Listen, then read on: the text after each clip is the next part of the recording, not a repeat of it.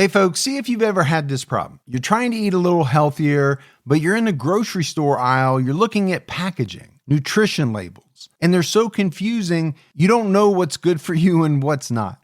Well, this is why I love Thrive Market, my go-to online grocery store for getting all of my healthy essentials delivered, and I don't even have to leave my couch. Finding better options for the whole family is easy with Thrive Market's Healthy Swap Scanner. Just scan a product and it instantly recommends healthier swaps. This is how my wife and I found our new favorite snack, IQ bars. Sometimes I eat one in the morning with my coffee, sometimes just later on in between meals. They also have so many on-site filters that make it simple to shop by the needs of everyone in the family. Maybe you have someone who needs gluten-free food, somebody that has a peanut allergy. Well, no more scouring ingredient labels when you can just filter it all on Thrive Market. My wife and I often use the high protein filter to stock up on things like Sieti chips. Ready to make the switch? Go to thrivemarket.com/TCAT for 30% off your first order, plus a free $60 gift. That's THRIVE market.com/TCATT. thrivemarket.com/TCAT.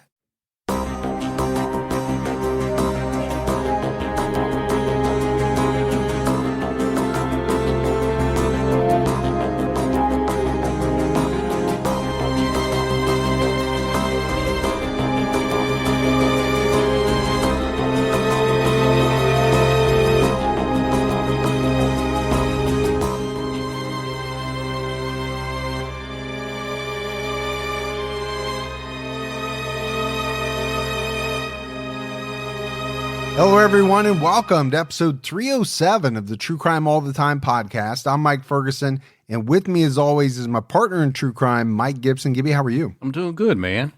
I know you're not doing too terrific. No, it's been a rough week. Yeah. I've been under the weather, no doubt about it. We had to put off taping till a little bit later in the week just to try to let my voice get back to where it is now, and I'm hoping it holds out for both episodes. Yeah, I do too.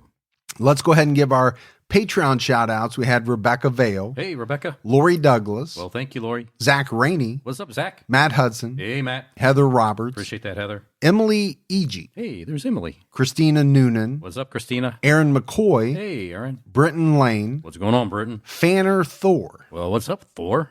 Alley Cat gave a happy belated birthday to Hotel Plumber. Well, Alley Cat, you're awesome, and happy birthday, Hotel Plumber. Nicola Boyd. What's going on, Nicola? Janet Ora. Hey, Janet. Hey Degrassi, make this reboot count. Well, there you go. Make it count. Nick LeBlanc. What's up, LeBlanc? Rob Joe. What's up, Rob Joe? RQ Vin Slots. Hey, RQ Ven. Raymond. Well, Raymond. Merlai Ember Rose. Man, what a name. Merli. Rachel Parker. Hey, Rachel. Uncle Sai Sai. Well, there's Sai. And last but not least, Shane Taylor. Oh, awesome. Thanks, Shane. So then if we go back into the vault, this week we selected Terry Lawrence. That's awesome. Appreciate that so much, Terry. Yeah, we appreciate the new support, the continued support. We had a couple of great PayPal donations from Lauren Porter Hey, thanks, Lauren. and Robin Taylor. Thanks, Robin.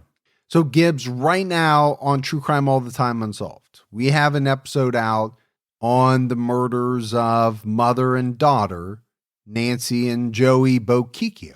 Yeah, such an interesting case. We're gonna head to South Florida, Boca Raton area, and we're diving into not only their unsolved murders, but some other activities in that same area around that same time. So that's out now. Definitely make sure you check that out. All right, buddy, are you ready to get into this episode of True Crime All the Time? I am ready. We're talking about Paul Bateson. In 1973, Paul Bateson appeared as an extra in the famous film The Exorcist. If you're going to be an extra on something, I guess that would be the movie to be on. Well, it would have been in 1973. Then 4 years later, he was arrested for the murder of Addison Verrill, a well-known variety reporter. At his sentencing hearing, the prosecutor accused Bateson of being responsible for the unsolved bag murders of 6 men in New York City. So obviously The Exorcist was a huge movie. I don't think anyone thought it was going to be as big as it was. But it was huge. It was. And I told the story on our Patreon mini episode this week about my daughter watching it and thinking it was just the funniest movie that she's ever seen. Yeah. And that she continues to think that every time I even bring up the title. Yeah, but back then, man, it made a lot of people have nightmares. It was a scary movie, no doubt. Paul Bateson was born on August 24th, 1940. Matt Miller from Esquire told Inside Edition in depth about Bateson. Paul Bateson was a well-respected technician at the NYU radiology lab. He worked there in the early to mid-70s. All of his colleagues loved him. They said he had a great bedside manner. They said he was great with patients, that he was very skilled. The people that I talked to who worked with him said that he was just very reliable and great at his job. Paul spoke with the Village Voice journalist Arthur Bell for an October 31st, 1977 article where he gave a little more information about his early life. He said that he struggled with alcohol abuse. He said he began drinking when he was stationed with the Army in Germany because there just wasn't much else to do. So either be bored or go ahead and have some drinks. According to him, when he left the Army, he returned to Lansdale, Pennsylvania. Then in October of 1964, he moved to New York City. According to the Village Voice, shortly after moving to the city, he met a man who was involved in music. Paul said their relationship was the days of wine and roses. Ooh, wine and roses. Yeah, I've heard that saying before. I'm not exactly sure what it means, but it's obviously referring to a good time, a good period. That's what I'm thinking. It was said that they spent most of their time partying. After this relationship ended, Paul moved to Borough Park, Brooklyn. He worked in Manhattan as an X-ray tech at the NYU Medical Center. Paul said that his mother died of a stroke in 1969.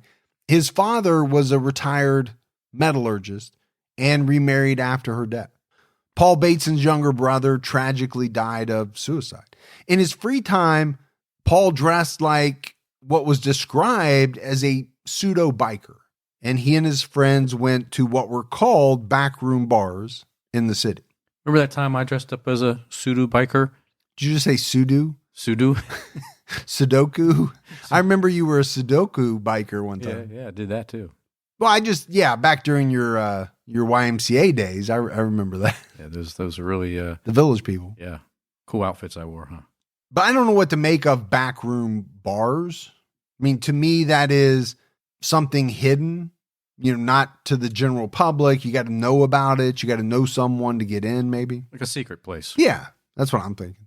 According to Esquire, in 1972, the Exorcist director William Friedkin entered the university hospital in the NYU radiology lab. Now it's called Tisch Hospital. And he witnessed Paul's colleague, Dr. Barton Lane, performing an angiogram. Friedkin wanted this procedure in his film. He told Dr. Lane that he wanted everyone in the room during the procedure to be in the movie. The people in the room were Dr. Lane, a nurse named Nancy, and Paul Bateson, an X-ray tech. They filmed the scene for 2 weekends in a row in early 1973. So this is how Paul got his role as an extra in The Exorcist. He told the Village Voice in 1977 it was sort of belated revenge on my father since he would punish me by not allowing me to go to Saturday matinees when I was young. He made me stay home and listen to opera on the radio. Like, sure, Dad, you didn't let me see the movies, but now I'm in a movie. What do you think about that? But belated revenge? Yeah. I thought that was a strange way to term it. I agree with you. But how cool would it be to just kind of, be at your job, doing your everyday thing, and have this director walk in and be like, oh, what you're doing is so cool. I want it in my movie. And on top of that, I want you, everybody in this room, to actually be the ones to do it. Yeah. You're not that blown away because I know it's happened to you many, many times. Well, I've been in a lot of B movies. In movies that most people have never seen, would not want to see. Should not see. So I mentioned this Dr. Lane. He was in the movie with Paul. Dr. Lane told Inside Edition in depth. Paul was very good at what he did. He knew more about the tech side of neuroradiology than anybody. And that meant that he knew a lot of things that I needed to know. He had a really good personality. He had a good sense of humor, but he was never flippant. He was always focused on what he was doing, which I respected because that's what you have to do. So, I mean, I think so far we're painting a picture of a guy who people seem to like. Yeah. Respect even. And seems to be really intelligent. Good at his job. Yeah.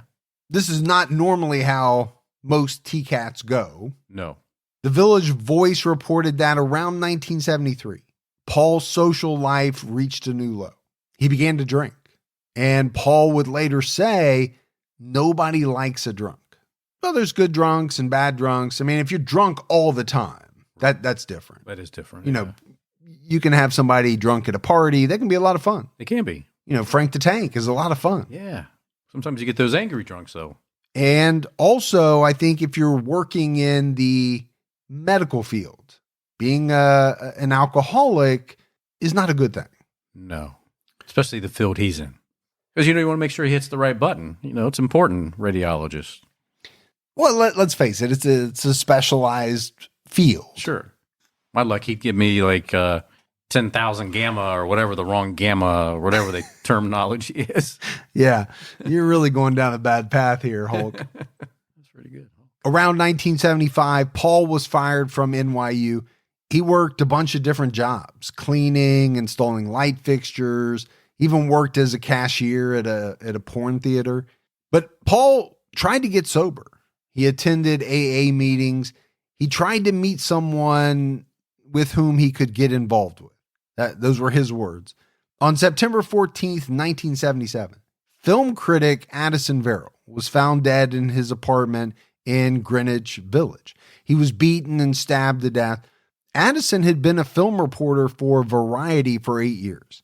He was only 36 years old. When he was murdered, he was a graduate of Princeton and a Peace Corps volunteer. Impressive. Yeah, so some impressive credentials, education, obviously volunteering for the Peace Corps is up there. Now, the police originally thought Addison was killed in a robbery gone wrong. His apartment was ransacked, which is obviously why the police went with that theory initially.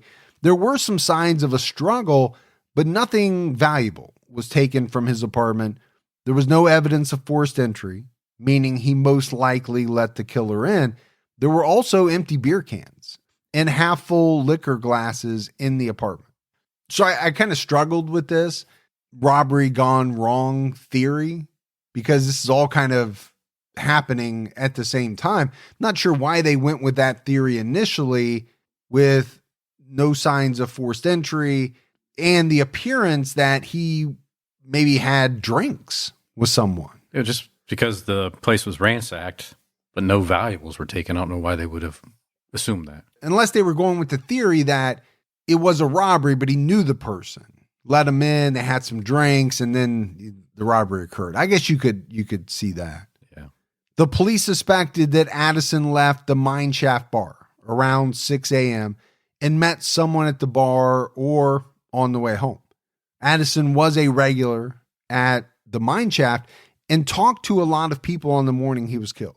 He was also seen earlier at the bars Ties and the Anvil. According to Inside Edition, Addison frequented underground gay clubs in Chelsea and the meatpacking districts. Some of the clubs were Roadhouse, Ties, the Anvil, and the Mine Shaft. These clubs didn't have any signs outside. And according to Inside Edition, they weren't known to those outside of kind of the BDSM gay culture. So these must have been the backroom bars that they were referring to. Yeah, that's what I'm thinking. Addison's friends told journalist Arthur Bell that he wasn't into the hardcore leather scene like other Mine Shaft patrons, but he liked the attitudes of the people who went there. So we talked about it, right? Police think that he met somebody at the bar, went home with them, or picked someone up on his way home. And they thought that it was whoever this person was that robbed him. That's reasonable. Yeah. I mean, they're trying to come up with a theory. Village Voice journalist Arthur Bell wrote about the murder of Addison Verrill in his article, There's Nothing Gay About Murder, which was published in September 1977, Bell wrote, "The TV tape recorder typewriter, stuff that a small-time crook could easily dispose of, had not been taken. It was not a break-in crime. Verrill had brought his assailant home or allowed him into the apartment." Well, he makes a good statement there, right? I mean, if you were going to rob a place for some quick money, why wouldn't you take those items and fence them off? Yeah, we talk about this in a number of episodes. When you're talking about a break-in or what's thought to be a break-in, there just seems to be things that automatically you go to that you would think a crook would take. And when those things aren't taken, it's kind of a head scratcher. Yeah. Stuart Byron, who was writing a book about the history of variety, said about Addison Verrill. In fact, he made some of the bars in, like Ties and earlier the Roadhouse. People came over to him at these places. He always had his own little corner where he'd dispense wisdom and gossip. So obviously, Addison Verrill was a pretty well-known guy. Sounds like he was like the norm at Cheers. Yeah, a little bit. You know, he had kind of a famous job, I guess you would say. Yeah. People knew who he was. People wanted that gossip. When you're a reporter at the Variety. People love gossip. Bell wrote, during his 8-year tenure at Variety, he wrote at length about the explosion in the porn film industry. He knew a lot of actors and producers in the field and frequently reviewed straight and gay skin flicks. Dozens of people in and out of the porn field knew Addison Verrill. He was generally well-liked, and the news of his death last week shocked the film and gay communities, that is, those members who knew about the tragedy. But there weren't too many who did. Only Channel 7 News reported on the murder. None of the dailies carried news stories or obits. I find that really strange. Well, I would find it strange today, but let's go back to the early 1970s. I mean, let's think about a lot of the cases that we've done, what gets reported on and what doesn't. Or at certain points in history and time, what got reported on and what didn't. Well, that's true. So you have the death or the murder of a gay man. It doesn't shock me that a lot of papers, news outlets didn't report on the story. Now, I'm not saying it's right. I'm just saying it doesn't shock me that it didn't happen back then with everything that we know. Yeah, that makes sense. Bell wrote in that article, we're all aware that there are psychopaths roaming the New York streets and they don't advertise their intentions on their t-shirts. When they zero in on gay men, the sentiment often expressed is they brought it on themselves. Each year, there are approximately 4 sexually oriented murders of gay men in the Greenwich Village area. Seldom do the papers report the crimes. Not all of the killers are apprehended.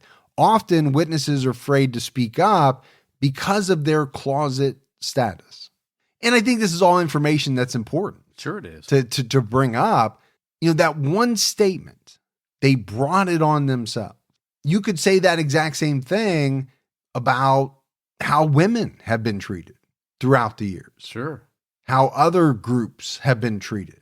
Yet they were killed, but some people have this warped notion that for whatever reason, they brought it upon themselves. I always thought it was so lousy. I know that's not a great word to use, but I don't know what other word to use. But you're right. It is lousy. Ignorant. Maybe that's a better word. Yeah. And then let's talk about witnesses not wanting to speak up about what they know because they don't want to out themselves as gay. Well, yeah, they had the fear of what would happen if they did. Retribution. Maybe something would happen at their job. I mean, this is, kind of a snapshot of what it was like during a period of time. Yeah. Some communities it was illegal. Yeah. And, obviously some of our younger listeners, they know about it, but they never experienced it or they didn't live during that time frame. 8 days after the murder, 36-year-old Paul Bateson confessed to the crime over a phone call, but he didn't give his name at the time. It was on September 22nd, 1977, when Arthur Bell received a phone call from someone who confessed to the murder of Addison Verrill, Bell got a call from Jan Albert at the Voices City news desk. She said that someone had called twice saying he killed Addison Verrill and wanted to talk specifically to Bell.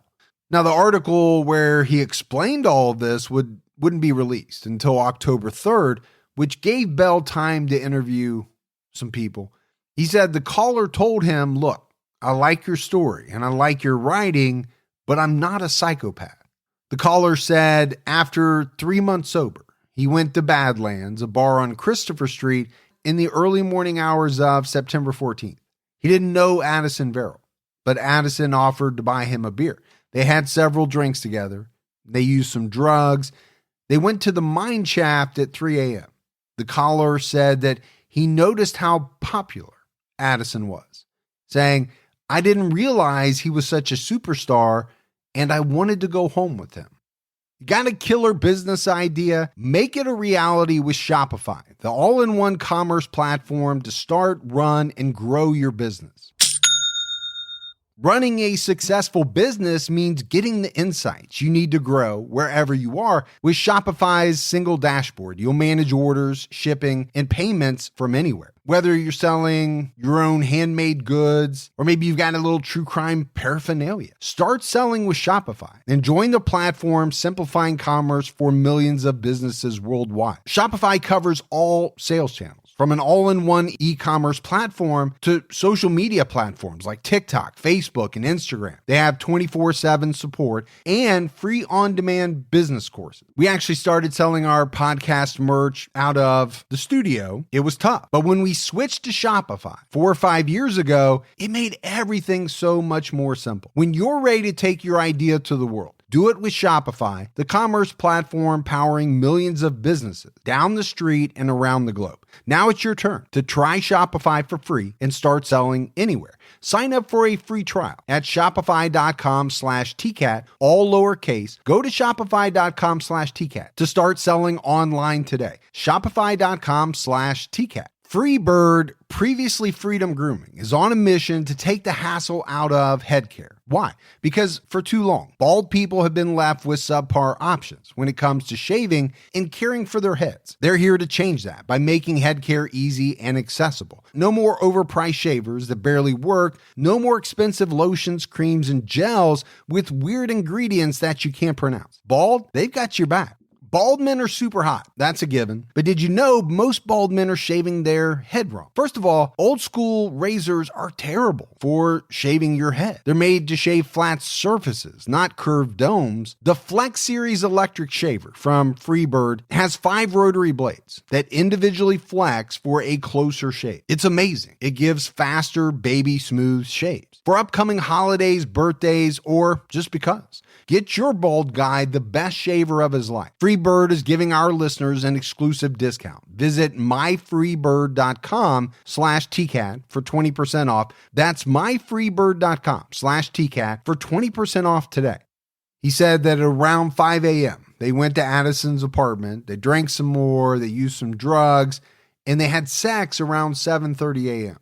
But the caller said that when he learned that Addison didn't want to pursue a relationship, he became angry. He told Arthur Bell, "Something hit me. Addison hadn't been reciprocal. It wasn't just the sex act itself that wasn't reciprocal. It was the soul act, too. I wanted a lasting thing, something that would go beyond sex, into friendship, a lover, or marriage." Well, typically that doesn't happen overnight, so... Yeah, you're right. I mean, it does seem strange for someone to think that, I mean, this is essentially a one-night stand. I mean, your expectations are really high at this point. To think that quickly the person would be looking for exactly what you're looking for in terms of a very long-lasting relationship and or marriage. Right. Yeah. The caller said, "I can't fathom exactly what I did. I concede that it was my alcoholism. There's a stigma placed on alcoholics, but I needed money and I hated the rejection. It was the rejection that triggered things. Something flared up in my head. I decided to do something I'd never done before. I took a heavy frying pan from the kitchen and knocked Addison out. Then I went into a drawer in the right-hand side of the kitchen, removed a knife, and stuck it into Addison's chest. I plunged it in too high. I should have stuck it a bit more toward the center left. So obviously this is all coming out in this article written by Arthur Bell after the phone call, but he's recounting what this guy said to him on the phone. Just sitting there, taking in all this information, had to feel morbid. I think so, to hear how someone killed another human being. At the same time, though, I think as a reporter, you're like, oh my gosh, I'm getting the inside scoop here. This is going to be one heck of a story. Right. Afterwards, the caller stole $57 from Addison's wallet, his master charge card, passport, and clothes. He bought alcohol and got drunk later that day. Bell later learned that the caller spent the evening at the club baths. But this guy gave quite a bit of information to Arthur Bell over the phone. He said that he was the same age as Addison Verrill. He said he was married and had a teenage son. It's a lot of detail. You mean in addition to the fact that you plunged a knife into a man's chest? Well, yes. That too. There's a lot of detail. He also said that his wife had a very low mentality and didn't understand about him being gay. In the article, Bell wrote, "My caller seemed eager to talk. He divulged pertinent information, then stepped back as if longing to be captured, but afraid of giving himself up. There was a kind of boastfulness and some remorse. He seemed to feel that talking to a reporter might make him a media star." I'm sure there's some truth in that. There might have been. We've covered a lot of strange things like this where, people do unspeakable acts, murder, you name it. And somehow there's something going on in their mind that this act or these acts are going to make them famous. Unfortunately, in some cases, it does actually happen. Infamous is probably a better word. I'll say there's the magic word right there. During the conversation, the caller said, "I'd like to atone, but I don't want to give myself up. I wouldn't be able to practice again. I'd lose my license." A little bit of giveaway there. A little bit.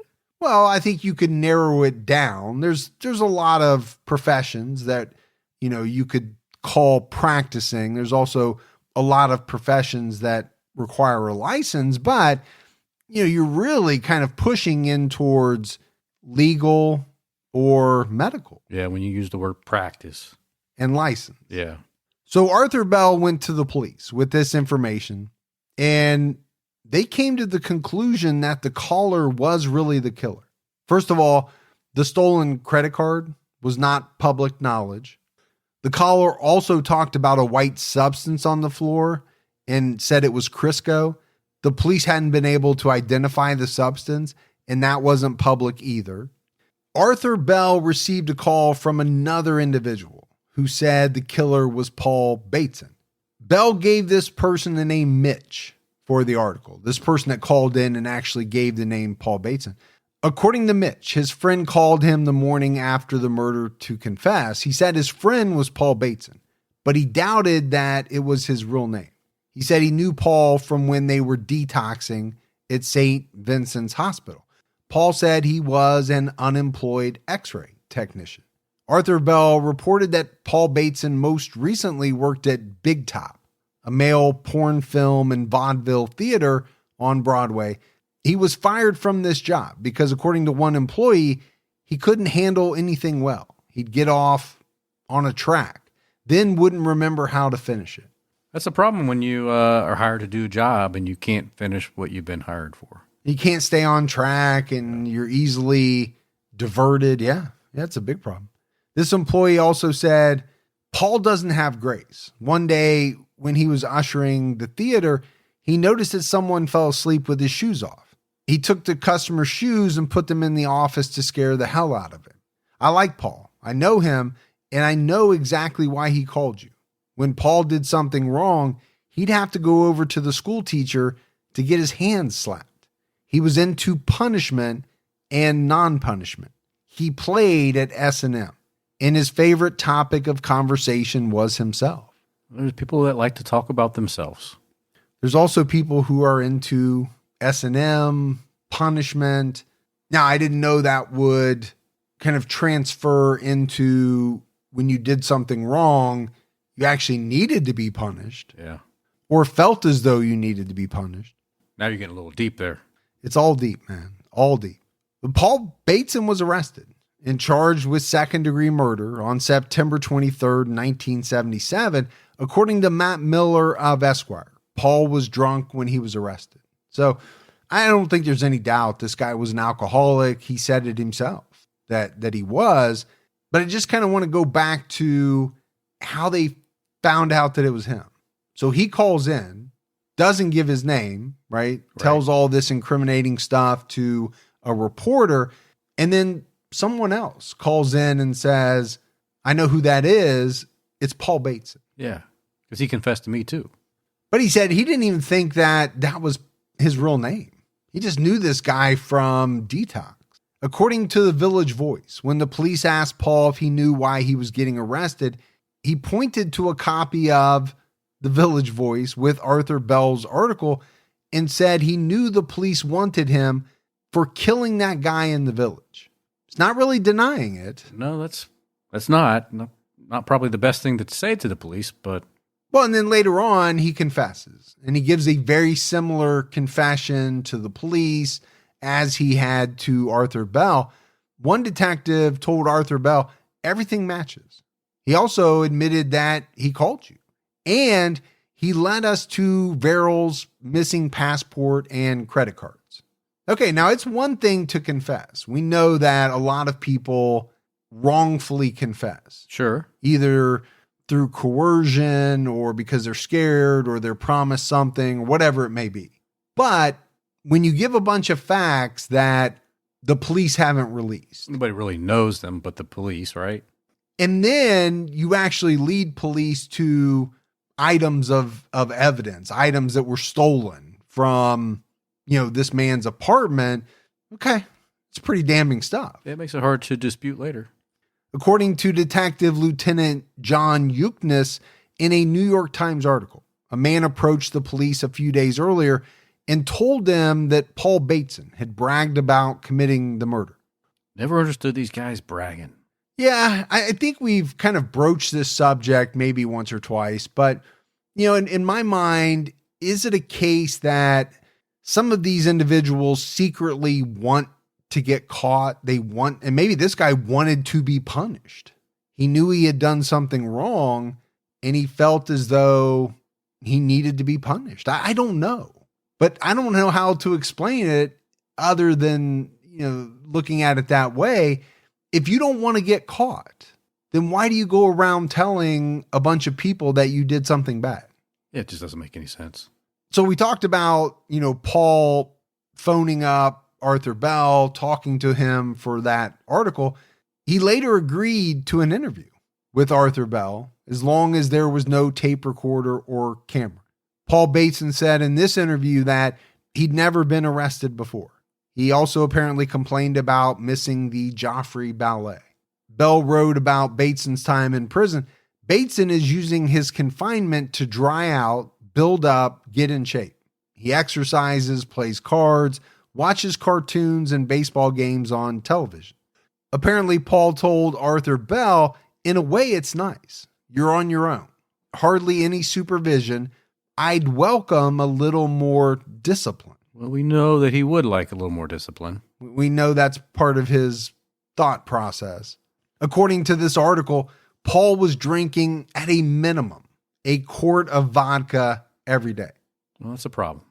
That is a lot of alcohol. It is. On a daily basis. When he was drinking a lot, he didn't leave his apartment much. He told Arthur Bell, after a few shots, I'd shave and get dressed. Then by the time I was ready to step into the world, I'd have consumed a quart and I had no energy left to move.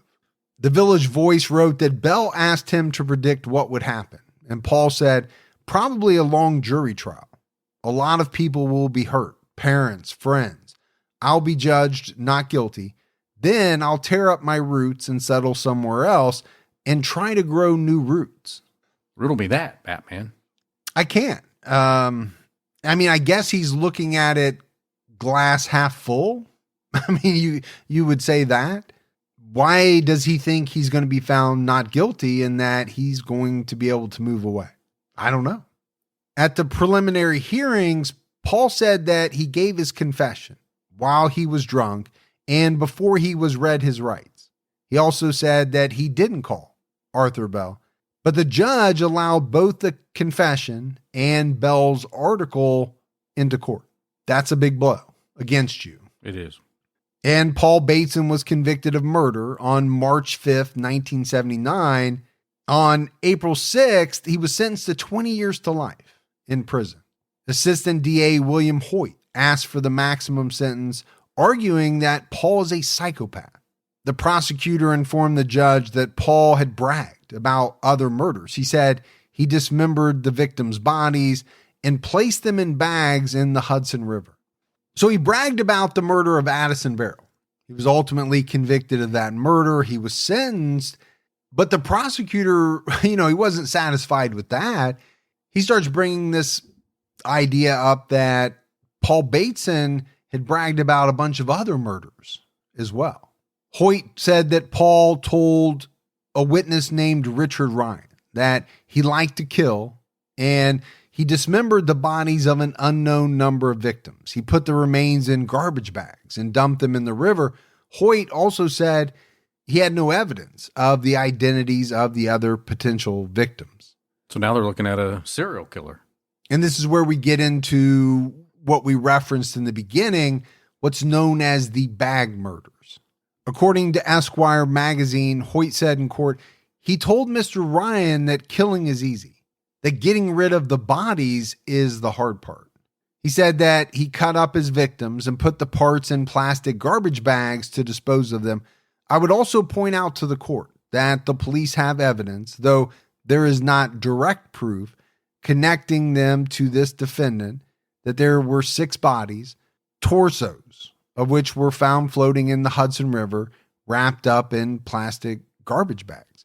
In all 6 cases, examiners have said that the person who cut up the bodies was a person who's either a butcher or a person with medical knowledge because of the way that the cuts were done.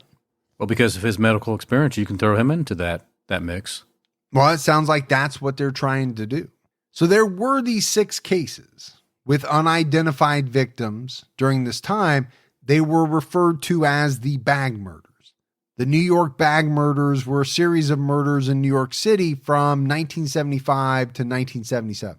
There are some other names for this series of murders. One is the Cuppy murders, or Cuppi murders, but there's also some really nasty slurs that have been used in connection with these murders. Obviously, we would never call them that. But 6 men were found mutilated and dismembered, wrapped in plastic bags and dumped in the Hudson River.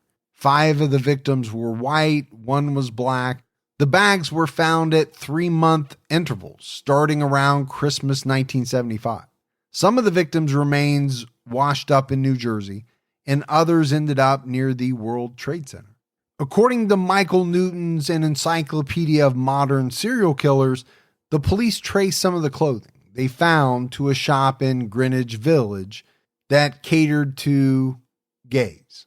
One of the tattoos found on a victim identified one of the victims as a known homosexual. Because the police didn't know the identities of the victims, and in some cases didn't have a cause of death, the crimes weren't classified as homicides. Instead, they were classified as circumstances undetermined, pending police investigation. And that's where you get the Cuppy name. That makes sense now. And I get it, circumstances undetermined, because you don't know exactly what happened. It's hard not to think that body parts wrapped up in a bag is not some type of homicide, though. I don't think it would appear to be an accident to most people, right? You see that, you're thinking, how can it be an accident? How can you accidentally cut yourself into pieces and then wrap yourself up in a bag? Well, that's true, unless you're a zombie. There's no accident that involves anything like that.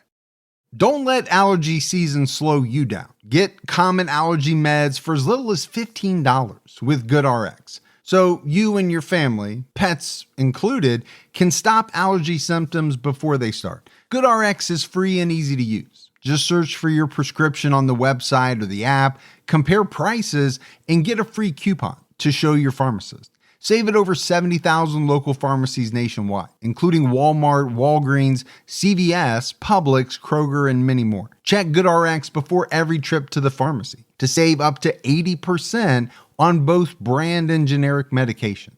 And did you know GoodRx rewards you for saving money too? Join GoodRx Rewards today and earn points every time you use a coupon. Remember, GoodRx is not insurance, but works whether you have insurance or not. And it could be your insurance copay price. I've been using GoodRx for years, and I can't tell you how many times I have saved money even with my insurance. Stop allergies before they start and save big on allergy medications this season with GoodRx. Go to goodrx.com/TCAT. That's goodrx.com/TCATT.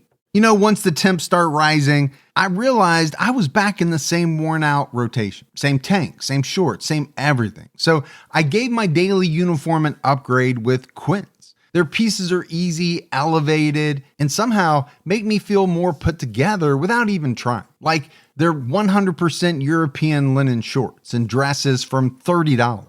Luxe swimwear, Italian leather platform sandals, and so much more. The best part, everything with Quince is priced 50 to 80% less than what you'd find at similar brands. By working directly with top artisans and cutting out the middleman, Quince gives you luxury without the markup.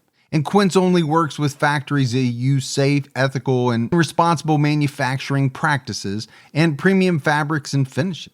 I'm getting ready to stock up on shorts for summer from Quince, and I know they're going to be amazing because everything I've ordered has been of the highest quality, and the prices are amazing. Treat your closet to a little summer glow up with Quince. Go to quince.com/TCAT for free shipping on your order and 365-day returns. That's QUINCE.com/TCATT to get free shipping and 365-day returns. Quince.com/TCAT. Now I understand. They don't want to say homicide.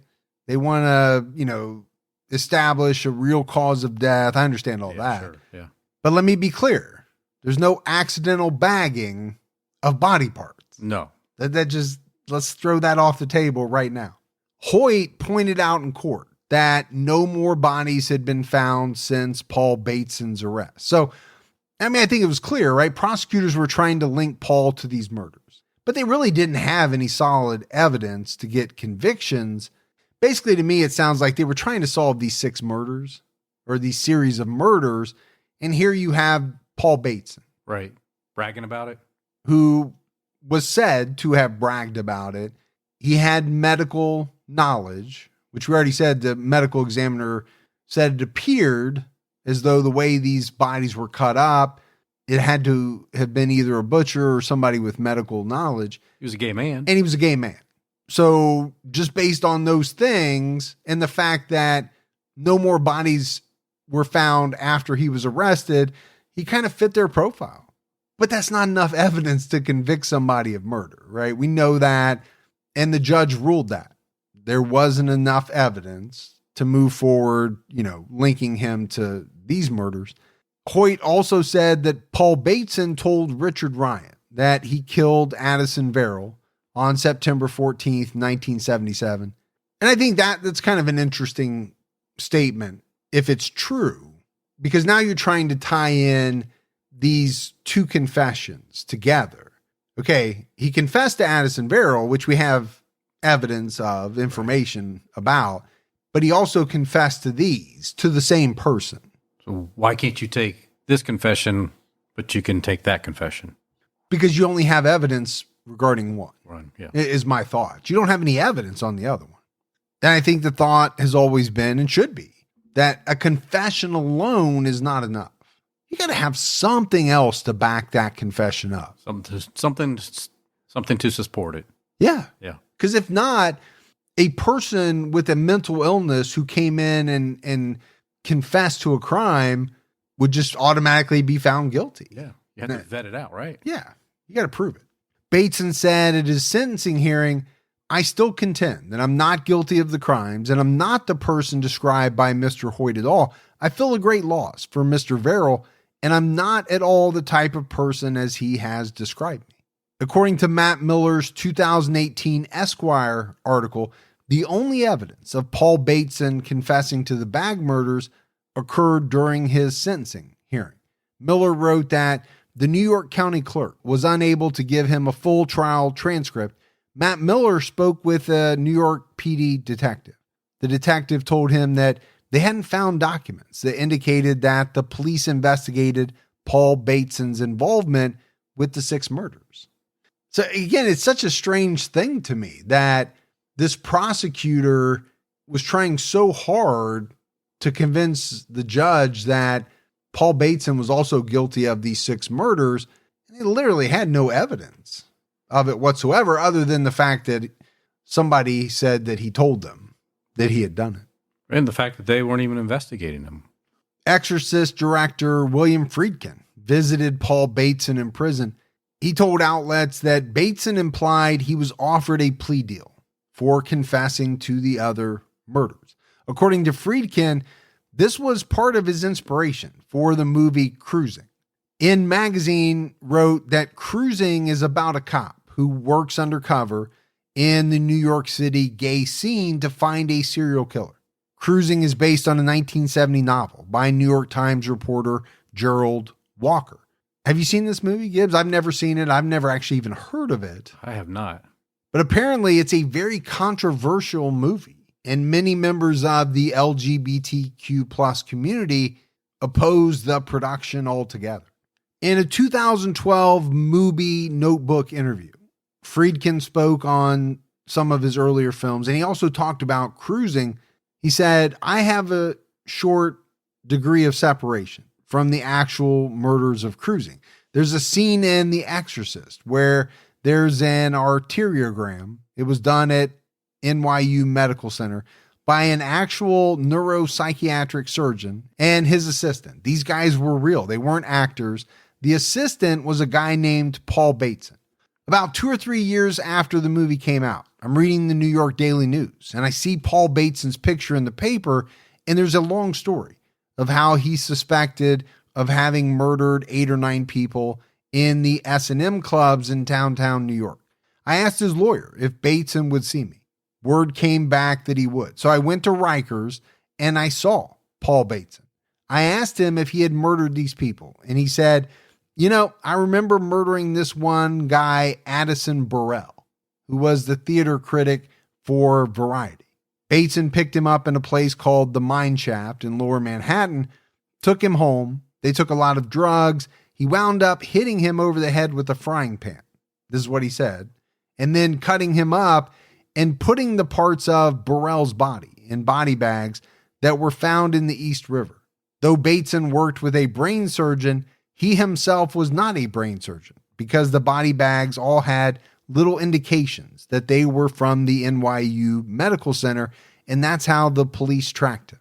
So obviously, he's giving this interview, many, many years later. This is like 40 years after The Exorcist came out, 30 some years after the murders. He got Addison's last name wrong, called him Burrell. That wasn't correct. And he was talking about, him being dismembered and put in bags that were labeled as NYU Medical Center.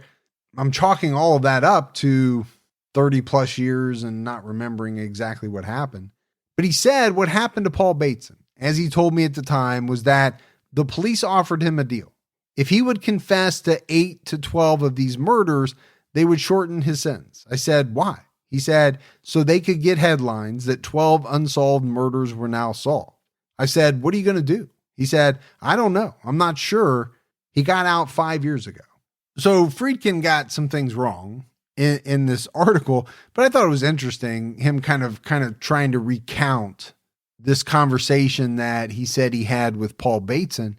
Another thing that I found interesting was that, it was reported that Bateson's former colleagues, they didn't even learn about his crimes until he was sentenced. Yeah, today, I don't think that would happen today. Well, no. I mean, the news is very different today, right? With the 24-hour news cycle and all the digital media and everything, I think you would learn about it very, very quickly.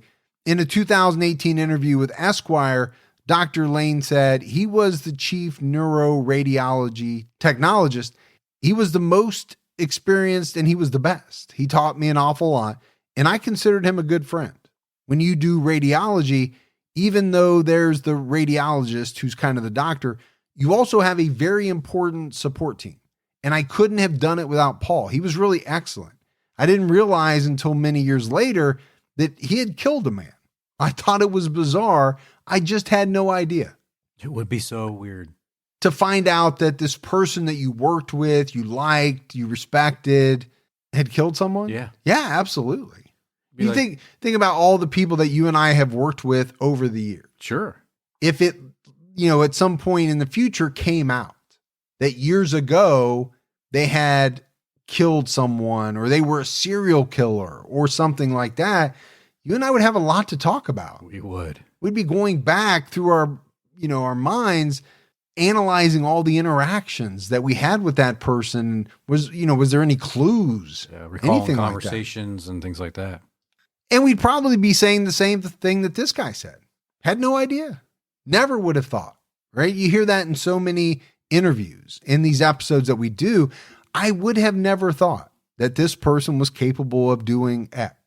Dr. Ajax George told Esquire magazine, people were shocked. There was no inkling in his behavior that would raise any suspicion. He was very good with the patients and he was extremely smart. He was an asset to the department. You call me that sometimes, an ass. Oh, no. Oh, leave off the ET? Yeah. The et? Yeah. You're an ass in the department. Paul Bateson was never charged with the bag murders, and they remain unsolved. The bag murderers' victims remain unidentified to this day. So I don't know if there's enough out there on this for us to actually do an entire episode on the bag murders. Obviously, we'd have to talk about Paul Bateson again a little bit. Sure, people. But we're looking into it. Yeah, we might check it out to see if there's enough. It might be tough, when you think about the fact that all of these victims are unidentified. Okay, you can't talk about them at all. No. Can't give any background, backstory, nothing like that. It would be difficult. Paul Bateson was released from prison on August 25th, 2003. And according to N Magazine, his current whereabouts are unknown. Now, there are some sources that say that Paul Bateson died on September 15th, 2012, according to an article from Back to Stonewall. The Social Security Death Index shows that Paul F. Bateson, same birthday and same Social Security number from Pennsylvania, died on this date. So if that is true, I would say there's a very good chance that Paul Bateson is no longer alive. What a lot of listeners will find interesting and may remember is that Paul Bateson's case was featured in season 2 of Mindhunter, which referenced the unsolved bag murders. In the Mindhunter episode, Bateson says, they keep trying to get me for that. The cops actually said if I confessed, I would do less time on a plea deal. They just want to say they closed the books. Matt Miller wrote in his 2019 article that he never found any evidence of any plea deal. N Magazine wrote, it's not impossible that Bateson was the person responsible for the killings dubbed the bag murders, but other than brief mentions of it, there's no evidence to corroborate the claims. It seems more likely the police suggested to Bateson that if he confessed to these other murders, whether he did them or not, he could get a lighter sentence for the murder he did commit, and they would be able to close the cases. And I could see where that could happen. I'm not saying it did happen because I don't know, but I could see where a detective or some detectives who were anxious to close some cases could try to make that deal. It wouldn't be right. No. But I could see where it could happen, and I'm sure it has happened. Sure. Maybe they thought it would benefit the community by getting these cases closed. Sometimes it just benefits the detectives or the police department. Yeah. I don't know that there would be much altruism in their thought process if that's the route they were gonna go. I mean, you could make the argument that it would maybe ease the minds of some people in the community if they thought that the person who had committed these murders was now behind bars. But if it wasn't true, it would just be fake. But I guess it could do that. It's not what you want to see your police departments doing, though. No, that's obviously not the right way to go about it. So as we wrap up this case, Gibbs, Paul Bateson was convicted of one murder. He may have confessed to more, but ultimately he was never convicted of the bag murders of the 1970s. I think it's safe to say, even to this day, there's still quite a bit of mystery that surrounds the life of Paul Bateson. Yeah, did he? Didn't he? Well, and let's even go beyond the bag murders. You think about New York City in the 1970s. It was a really rough place.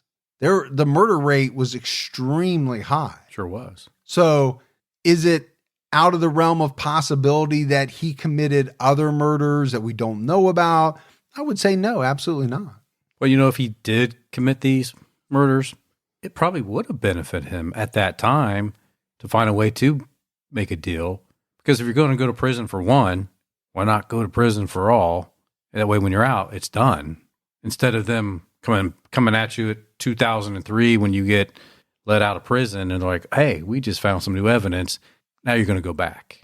Yeah, I get that. It just seems to me as though if this was really true, there would be evidence of a plea deal. Yes. And we would be able to give that evidence. But there was no reporting on it. Matt Miller looked into it. He couldn't find anything. So it doesn't seem to me as though it could have been discussed, a possible plea deal. Sure. But I don't think there actually was one. And I think that makes sense because if you have a plea deal, then he would have been convicted, right, of these other murders, these bag murders. But I'm not going to say it's not possible that a discussion like that wasn't had. Hey, what if you go ahead and confess to these murders and maybe you get the same time, maybe you get just a little bit of extra time, maybe you get less time. I don't know. I don't know how you could get less time for admitting to, a bunch of additional murders. But that's the story of Paul Bateson. Gibbs, we got some voicemails. You want to check those out? Yes, hear them. Hi, my name is Teresa Huffman. I just got finished listening to the Antoinette Frank story. Yes, you did say it wrong. It's Opelousas. Our Cajun names, I guess. I am from Lafayette, Louisiana. I love both you guys, and I have been listening to y'all for almost 4 years. Keep up the good work. Bye. Shocker that I said it wrong. I could have played 20 of those voicemails, and I got a bunch more messages as well. Yeah, could we look it up? Should we look it up ahead of time? Probably. Just listen to me. I try to tell you. You did. I should always listen to you. Yeah. But there's a part of me that just wants to give it a go and then let people correct me because I think people enjoy it. They do.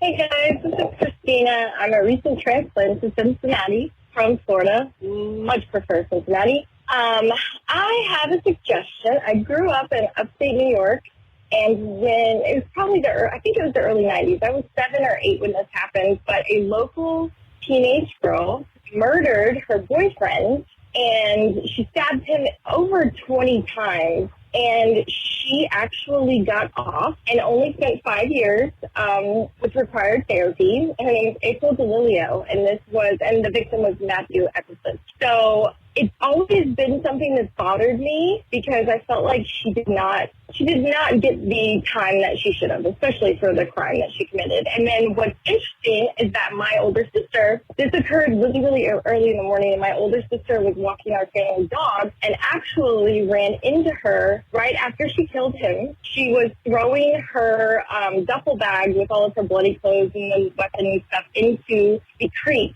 as my sister saw her. So my sister actually had to testify at the trial. So anyway, I thought that was a good one, and I hope you guys have a good day. I really appreciate what you do. I like the fact that your episodes are longer and more detailed. I prefer that more than the short ones where people are like laughing and joking the whole time. You guys are funny enough. It's awesome. And yeah, have a good day. You know, it's so weird when you see somebody the next day after they murdered someone or many people. I just remember my neighbor across the street cutting his grass after he murdered his family. Like, no big deal. Just out cutting his grass. Yeah, somebody messaged me. I can't remember if it was Facebook or Instagram, and they gave me a name of this person that they believe is the person that you've talked about a number of times throughout the years. And I don't know. You've never actually said the name, so I couldn't confirm nor deny it.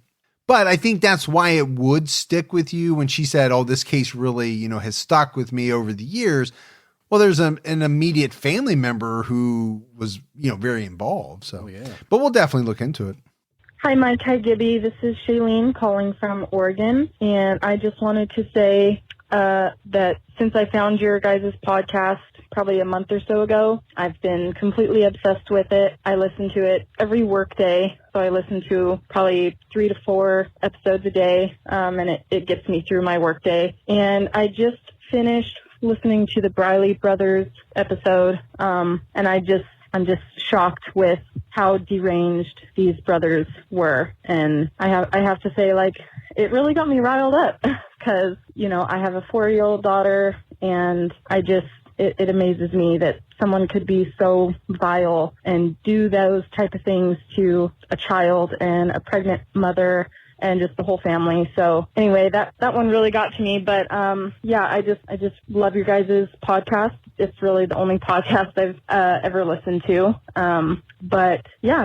Keep it up. Keep up the good work, and keep your own time ticking. Thanks. Bye. All right. Love it. Thanks for the voicemail. I will say this. I think there are certain episodes, and that was one of them, that are tougher to do than others. There are some that stay with us longer than others. The research stays with us. Sure does. And I don't think, I was afraid that this would happen, but I don't think you and I have gotten jaded to what some of these people do. There's a danger that doing it for so long, week in, week out, at a certain point, it's like, I've seen that. I've heard that. No, it still riles us up. It still is stomach turning.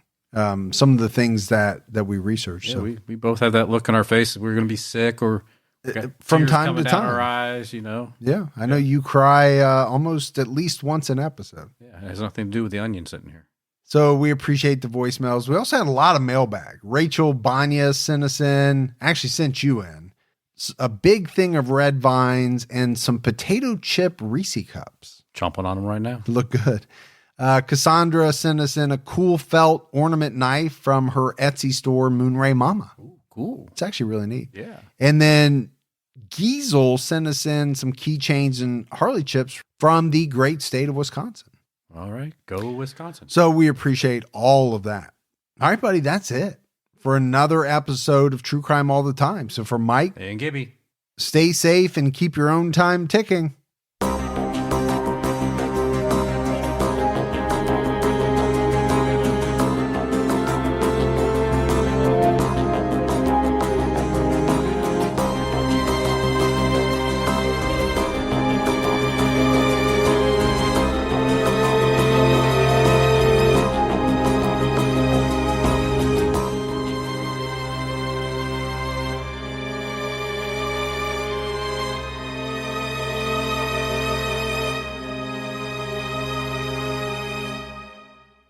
At the turn of the 20th century, rapid industrialization, urbanization, and political corruption were ravaging America. But soon, President Theodore Roosevelt and a diverse group of reformers known as progressives would fight back. Hi, I'm Lindsey Graham, the host of Wondery's podcast, American History Tellers. We take you to the events, times, and people that shaped America and Americans, our values, our struggles, and our dreams. In our latest series, we explore the Progressive Era, which came to be defined by Teddy Roosevelt and others who believed in a strong, active government that worked on behalf of all Americans rather than the privileged few. As the United States entered the 20th century, these progressives hoped to steer the nation in a bold new direction, to launch an era of reform to restore power to the people. Follow American History Tellers on the Wondery app or wherever you get your podcasts. Experience all episodes ad-free and be the first to binge the newest season only on Wondery Plus. Join Wondery Plus in the Wondery app, Apple Podcasts, or Spotify. Start your free trial today.